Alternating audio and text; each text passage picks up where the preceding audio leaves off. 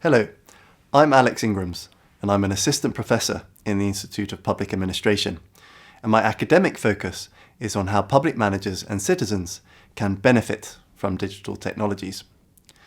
In this video, I'm going to be talking to you about the masses of data that governments have at their disposal, and we'll explore the kinds of abilities and capacities that governments need to get value out of such data. Now, we live in what has been called an information society. What this means for governments is that they have had to become better at getting value out of data. Data plays an essential role in helping decision makers know the right policy course to take. But data is also rather like a raw material. In order to turn it into a useful product, you have to understand what it's made of, where it comes from, and how it responds to human efforts to handle it.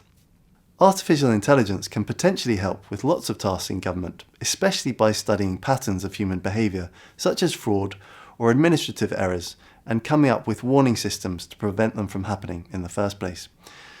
The problem with the learning processes of artificial intelligence is that these machine learning algorithms can be so complex that the AI sometimes gains quite a high level of analytical independence that humans can't easily keep track of. One example of this is in the area of recidivism. Recidivism is the tendency of a convicted criminal to reoffend. A kind of machine learning that's been called neural networks has been used to predict the likelihood of people committing crimes again.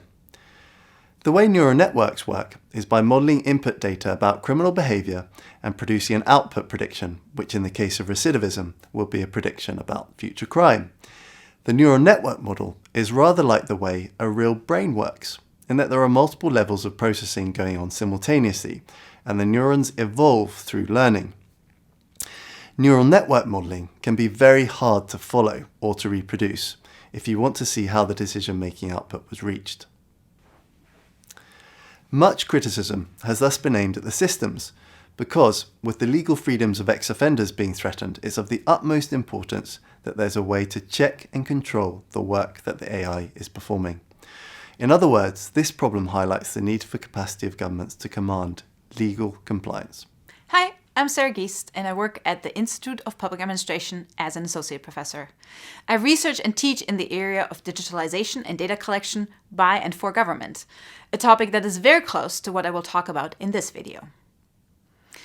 I'm excited to have the opportunity to talk to you about the impact of digitalization of public services by government from a citizen perspective. Specifically, highlighting a sometimes overlooked dimension of everything becoming digital and automated, which is the exclusion of certain groups from government services due to the implementation of digital interfaces. So let's look more closely at the challenges that arise in that context.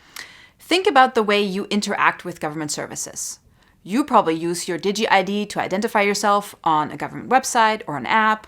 You make use of online appointments for local services at City Hall, or you apply for a new passport online.